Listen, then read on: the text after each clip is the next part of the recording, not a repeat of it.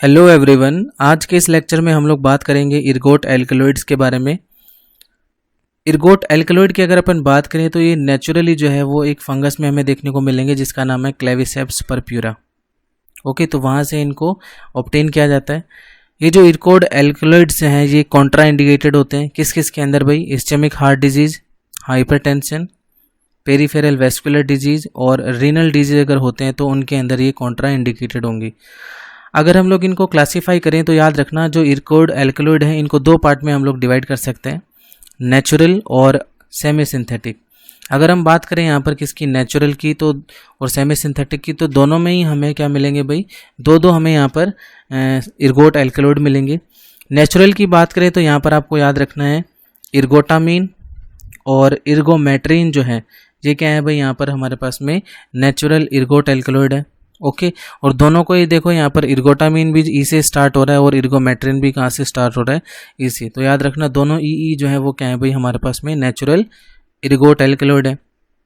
दूसरी तरफ अगर अपन बात करें सेमी सिंथेटिक की, तो सेमी सिंथेटिक में आपको याद रखना है डाईहाइड्रो इर्गोटामीन एंड ब्रोमोक्रिप्टीन जो है ये क्या है भाई? हमारे पास में ये सेमी सिंथेटिक इर्गोट एल्कलॉइड है। ओके, अब हम यहाँ पर एक एक करके पढ़ते हैं। तो सबसे पहले बात करेंगे यहाँ पर किसके बारे में? नेचुरल इर्गोट एल्कलॉइड के बारे में। ठीक है, नेचुरल में अगर अपन बात करेंगे तो हमारे पास में दो ही हैं, इर्गोटामीन और इर्गोमेट्रिन। तो सबसे पहले बात करते हैं इर्गोटामीन के बारे में। ठीक है, ये कौन से रिसेप्टर्स पर एक्ट करता है? तो देखिए भाई, ये पार्शियल एगोनिस्ट है और एंटागोनिस्ट भी है। कहाँ पर भाई? अल्फा रिसेप्टर्स पर, 5HT1 रिसेप्टर्स पर और 5HT2 रिसेप्टर्स पर। तो यहाँ पर आपको याद रखना है कि अल्फा, 5HT1 और 5HT2 इन रिसेप्टर्स पर ये एंटागोनिस्ट और पार्शियल एगोनिस्ट की तरह रिएक्ट करता है। अगर बात करें इसके यूजेज की विद रूट, तो इसको ओरल, सबलिंगुअल और रेक्टल जो रूट है उसके थ्रू दिया जा सकता है। और इसका यूज किस में किया जाएगा भाई? एक्यूट माइग्रेन में हम लोग इर्गोटामीन का यूज कर सकते हैं। नेक्स्ट बात करते हैं कि जो इर्गोटामीन है इसके इफ़ेक्ट्स कौन कौन से देखने को मिलेंगे हमें।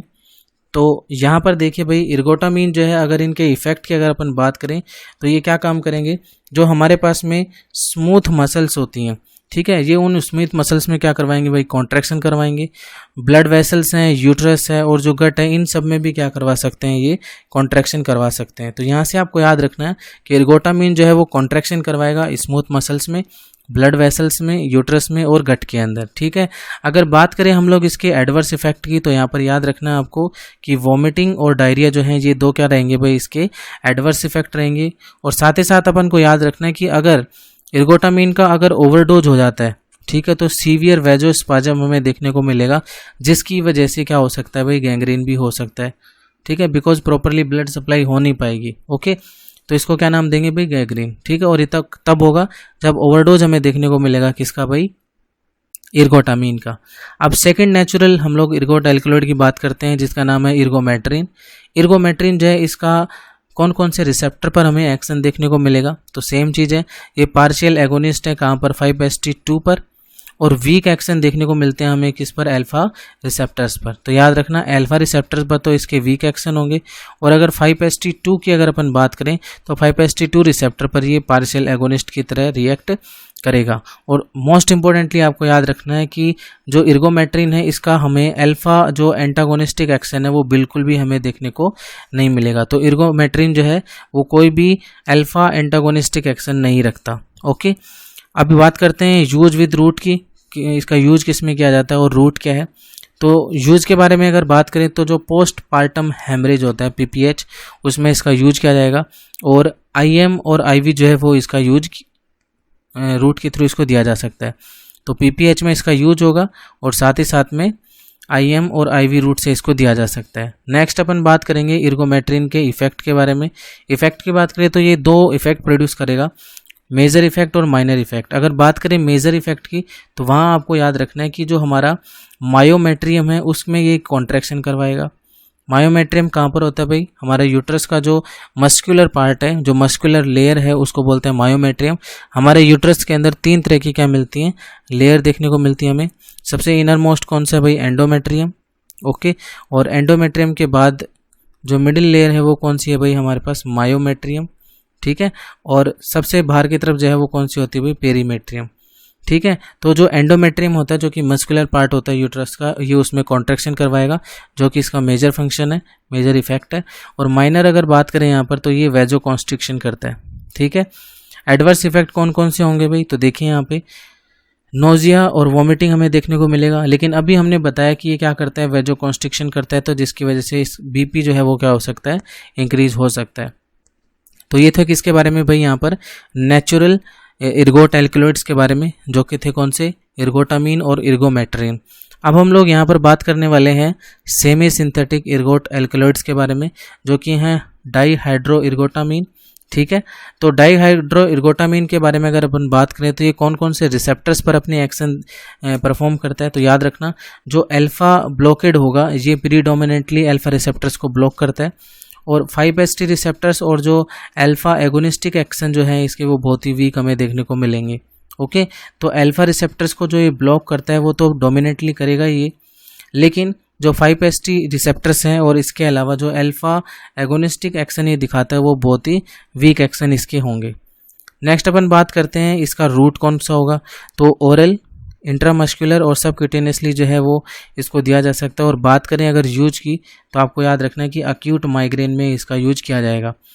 जो हमारे पास में इर्गोटामीन था उसका भी यूज यही था, अक्यूट माइग्रेन, और जो डाईहाइड्रो इर्गोटामीन है इसका यूज भी क्या है भाई, अक्यूट माइग्रेन, ओके। रूट और यूज के बाद अपन बात करेंगे कि जो डाईहाइड्रो इर्गोटामीन है इसके इफेक्ट्स क्या होंगे। तो बात करें अगर इसके इफेक्ट की, तो याद रखना कि ये स्मूथ मसल्स में क्या करवाएगा भाई, कॉन्ट्रैक्शन करवाएगा, लेकिन इसके जो कॉन्ट्रैक्शंस होंगे वो इर्गोटामीन से कम ही होंगे, ओके। और सेकेंडली जो वेजो कॉन्स्ट्रिक्टर इफेक्ट होगा वो भी इसका क्या होगा भाई, लेस होगा, कम होगा। लेकिन यहाँ पर याद रखना कि अगर हम लोग इर्गोटामीन या फिर डाईहाइड्रो इर्गोटामीन का अगर यूज करते हैं, तो इर्गोटामीन के बजाय अगर हम लोग पेरेंट्रल यूज करते हैं डाईहाइड्रो इर्गोटामीन का, तो वो ज़्यादा सेफर होगा, ओके। तो ये इंपॉर्टेंट पॉइंट है, आप ये याद रख सकते हो, ठीक है, कि जो डाईहाइड्रो इर्गोटामीन है ये एज कम्पेयर टू इर्गोटामीन अगर पेरेंट्रली यूज अगर किया जाए तो ये ज़्यादा क्या रहेगा, सेफ रहेगा। नेक्स्ट बात करते हैं इसके EDR की, एडवर्स इफेक्ट में नोजिया और वॉमिटिंग आपको याद रखना है। तो ये हमारा हो गया पहला सेमी सिंथेटिक इर्गोट एल्कलॉइड। अब अपन बात करेंगे यहाँ पर सेकंड जो सेमी सिंथेटिक इर्गोट एल्कलॉइड है, जो कि है कौन सा भाई, ब्रोमोक्रिप्टीन। तो यहाँ पर आपको याद रखना कि कौन से रिसेप्टर पर ये रिएक्ट करेगा, तो ब्रोमोक्रिप्टीन जो है वो D2 रिसेप्टर जो है उनका एगोनिस्ट एक्शन परफॉर्म करेगा, ठीक है। अगर बात करें हम लोग इसके रूट की या फिर यूज की, तो याद रखना पार्किंसन डिजीज में इसका यूज होगा, और साथ ही साथ में गैलेक्टोरिया जो है उसमें भी इसका यूज होता है। मैं बता दूं आपको कि जो गैलेक्टोरिया है इसके अंदर क्या होता है भाई, जो प्रोलैक्टिन हार्मोन है इसका लेवल बहुत ज़्यादा बढ़ जाता है। अगर हम बात करें कि ब्रोमोक्रिप्टीन अगर अपन दे रहे हैं तो इसके इफेक्ट क्या होंगे, तो ये क्या काम करने वाला है भाई, ये जो प्रोलैक्टिन जो रिलीज होता है उसको क्या कर देगा, ये डिक्रीज कर देगा, जिससे कि जो गैलेक्टोरिया है वो ट्रीट हो जाए, ओके। अगर अपन बात करें यहाँ पर किसके बारे में कि इसके एडवर्स इफेक्ट कौन कौन से होंगे, तो यहाँ पर आपको याद रखना कि वॉमिटिंग और हाइपोटेंशन जो है वो इसके क्या होंगे, एडवर्स इफेक्ट होंगे, ओके। तो ये था किसके बारे में भाई, इर्गोट एल्कलॉइड के बारे में, ओके। Thank you.